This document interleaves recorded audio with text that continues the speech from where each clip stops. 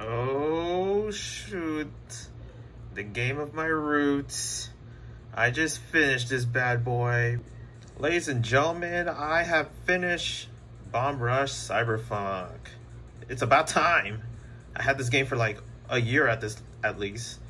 But yeah, I'm done. I'm done with the game. God, it's such a beautiful game, man.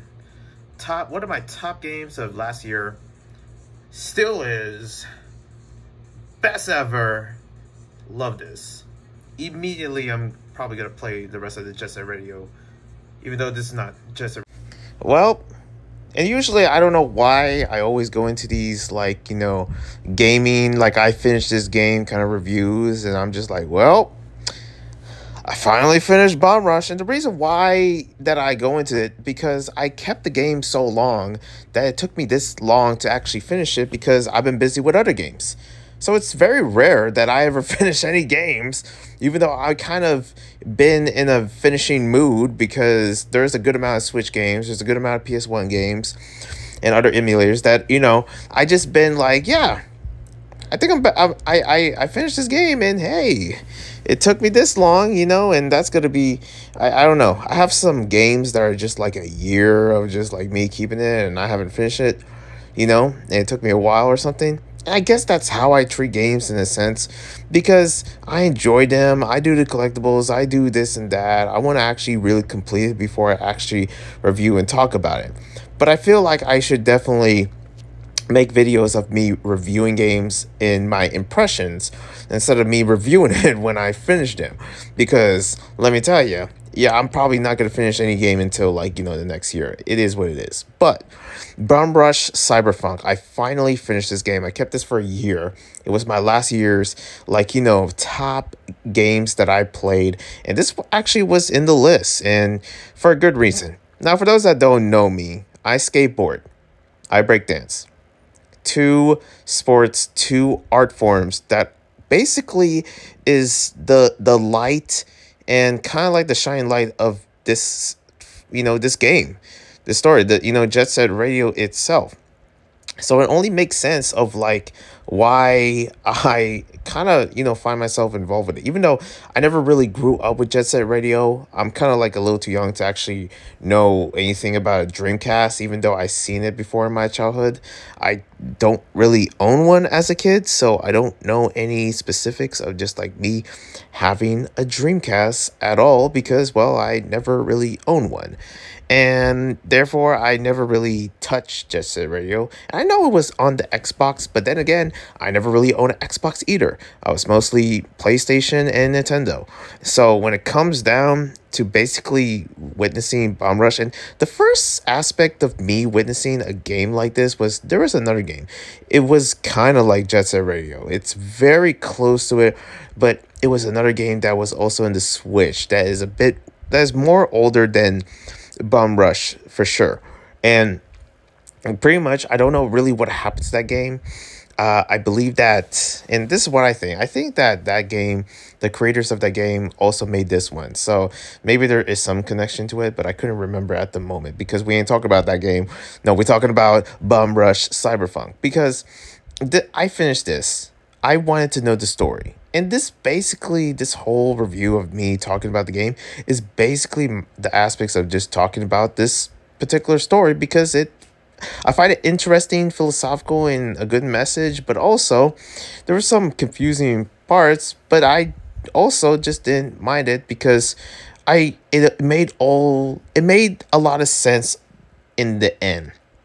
And also the reveal and the twist, and I don't feel like spoiling it. It's still a recent game, and I feel like you definitely should check the story and, check it for yourself to actually know what I'm talking about. But I might give spoilers in the end of this video, so that's another thing. But then again, hey, really, really play this. It's a lot of fun. It's a lot, I feel like anybody into Tony Hawk games itself, I don't know if they would get the same action of this. Definitely not Skate or Skater XL or any skateboarding simulator kind of games. This doesn't have skateboarding. It has skateboarding, but it also has, breakdancing. It has like other dance forms. It has rollerblading. It has BMX. It has graffiti. It has all these other art forms that really make this game unique, and reasons of why that Jet Set was popular as it was. Even though I wasn't into that kind of art form when it comes to Jet Set Radio, it didn't speak to me when I first saw it. So that kind of made sense. And it didn't speak to me now, even though after finishing this game, I kind of am somewhat interested of knowing a bit more of Jet Set Radio. But with Bomb Rush Cyberfunk, it's unique. It's kind of like newish. And also, I just like, the soundtrack, and also what the characters and how it's based in. And also just like how, the fact that this place is sort of like a cybernetic kind of like, version of Holland or Netherlands, even though most of the time when you look at games like this, it would usually be from Japan. And, if you know me, I'm tired of everything being a representative of Japan. Not everything has to be freaking Japan. Not everything has to be freaking Asia. We can actually move into different areas. And even though it's nothing like, the Netherlands, at least from the looks of it, of this particular world and the levels that you're in, which there are some amazing levels, amazing routes, amazing things you can do with terms of tricks, hidden spots, and here and there. It really does make the game unique. Like the certain places where they place the rails really kind of sets it up to actually go into other areas where they set the rails into just like, in some unknown area that you've never been in. And also the challenges within, especially doing the sliding challenges where you don't use a board or anything. You kind of just use and because it has parkour, which is another art form in it, it kind of just, you slide, you do wall runs, you do flips and here and there, which, is not really that sort of like parkour enough, but it sort of is in a sense that it kind of just gives it away that, might as well be parkour, because I was just every aspect of this game, I was doing tricks on tricks. I was going hammer of especially doing tricks off security, because security is kind of brutal in this game. It has like this very GTA style most wanted, like, hey, if you get 2-3 stars or something, get 5 stars, it gets hectic. 6 stars, man, it's hard, but you can still someone make it out of there, and you have to go into the changing rooms to actually get those stars out. So that's pretty unique. And also the characters you play as were also pretty cool as well. Like, their different dance styles kind of like matches the aesthetic, and it's a lot of aesthetic when it comes down to this game, and I prefer that. And so many times this really brings out, pops out more color when you know about the story, know about the different move sets, and understand the history of these different art forms or anything. Especially when it comes down to me, it really speaks to me because I'm into breaking.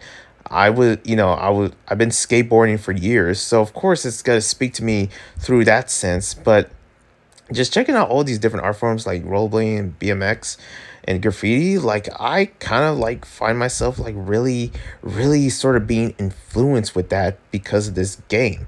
And that's why it just really does speak to me. And it shouldn't be a surprise how it speaks to me, because hip-hop has been something that has been implanted in me within my character and who I am as a person, or for the longest time.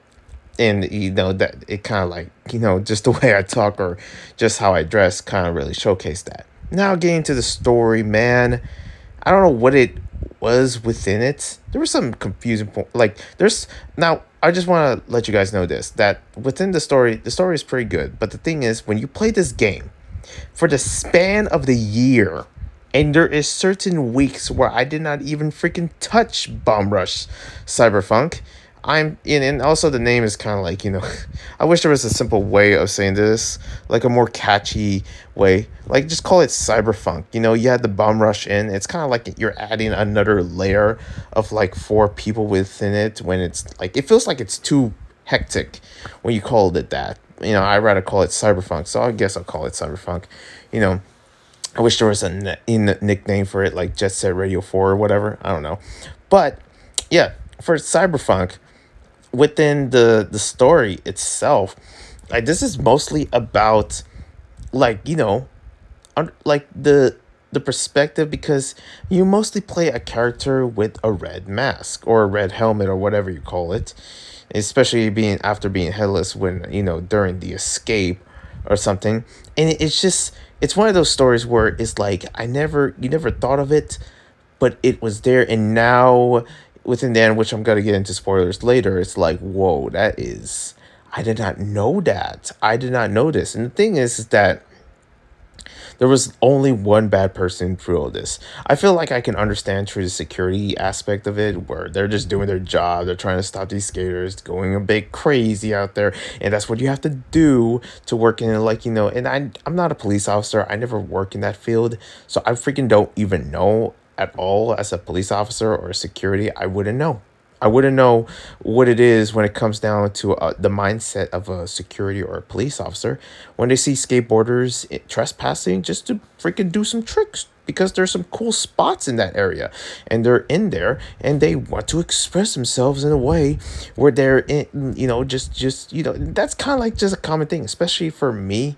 Being from California, of course, it's common that any skater or BMX or rollerblader or, just anybody that is also making a music video or anything or making a film trespass different areas just to, create, or just to have, just to make something, like from what they see or what they heard.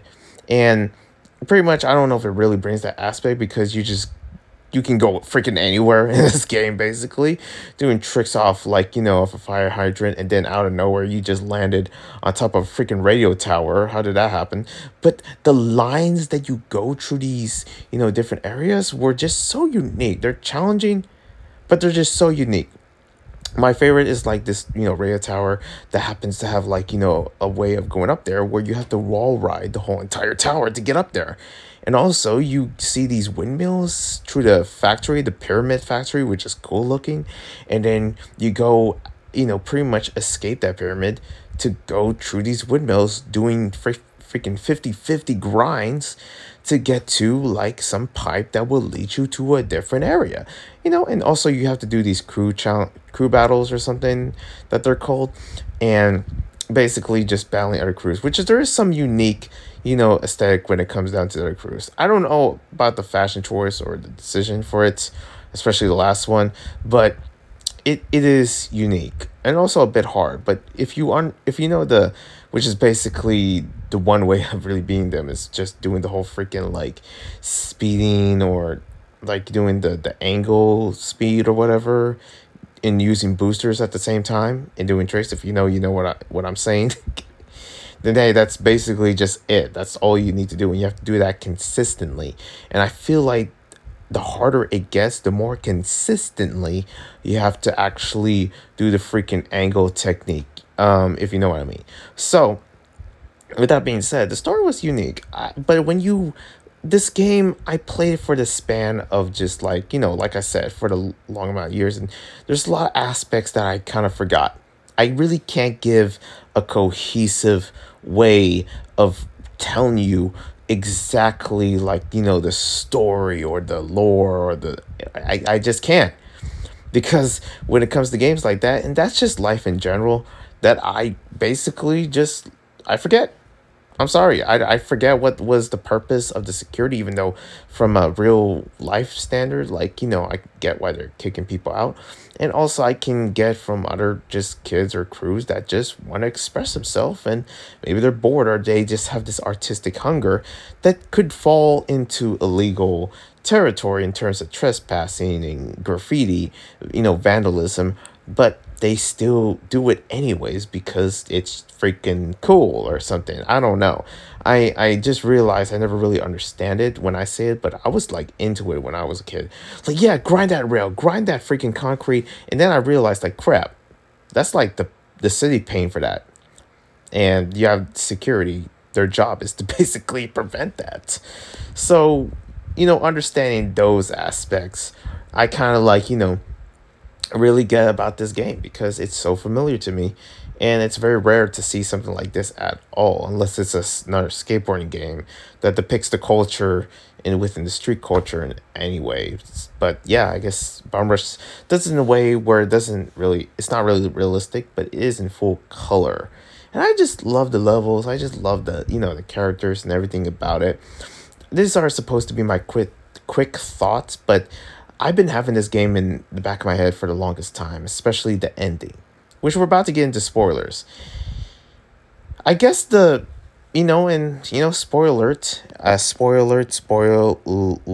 alert. Okay, I just want to let you guys really know that. This is the part where you stop and you have to go get the game yourself. But if you don't, well, here you go. What the heck is up with my main character? This whole time I thought I was playing Fa. I think that's how you say it. I don't know. That's like a French name. It's and pretty much I thought it was like, isn't this like based in the Netherlands? Okay, maybe, I have no idea. But Foi or Felix are different people. And I guess the one that you rescued in the first mission, in the first chapter of this game, is basically the enemy in the end. And it's kind of like, what? And they put that twist. And now realizing it, I was like, no way. The good person was the person that I thought that passed away, but didn't. And then I'm just like, huh. Just like, huh. And I saw the ending. And yeah, see the others helping out. You know, the ones that returned that I can't really bother to know names because it's been so long. For some reason, I know Bella, and I know, like, I wish I know the freaking Afro girl. I felt so bad just not knowing, even though I should know. But I finished this game. Listen, I have two main games to play. You think I remember names? At least I remember the main characters, which I like to think I remember. Felix, yeah, or Red, as they mostly call him, like in the beginning of the chapters. But man, what a twist. What a twist. Apparently, like, just, you're basically taking out the main character that is supposed to be the main character, but isn't. But it's just a snotty kid that basically wants what he wants, or basically has issues, which he did kind of say a bit, like something about his parents, especially within the end. But none of that matters because he's donezo. You smoked him, and yep, and that's it. And just like that, the whole, you get to freely go anywhere you want, complete all your graffiti missions. And I guess that's kind of like it for the story. I don't know. I really don't know what after that. I didn't really bother to talk because I think it was too, like I was like, yo, I kind of just want to do some more skating, do some more tricks. And I guess I'll just leave it with that. Just a sense of freedom of you doing what you want to do. But man, Bomb Rush Cyberfunk, at least in my mindset, was an interesting game, showcasing a future where I never thought games like this would ever exist or ever come back. But, I had a good time of just playing, Bomb Rush Cyberfunk. I would like to give a detailed, review of this. And I think I heard someone that when they played this, they finished this already, like a short amount of time. And I'm just like, how? And yet here I am trying to finish it, but then a whole bunch of other games just came out. And then I'm just like, shoot, I would finish this. But I kind of just, realized I feel like I want to play some Mario. I just don't know why. I don't know what was in my head. But that's gaming in my head in a nutshell. I just teleport to different areas and I adapt. Hey, what you gonna do? Anyways, good game. Definitely worth buying, especially for just like, playing it within the podcast and just going to different levels and stuff like that. I don't know what is with, games like this. But of course it made sense why it speaks to me. Maybe the design or something, not much. But the attitude and the message and just the character that it gives, chef's kiss. I'll see you when I see you. One love to peace and God bless.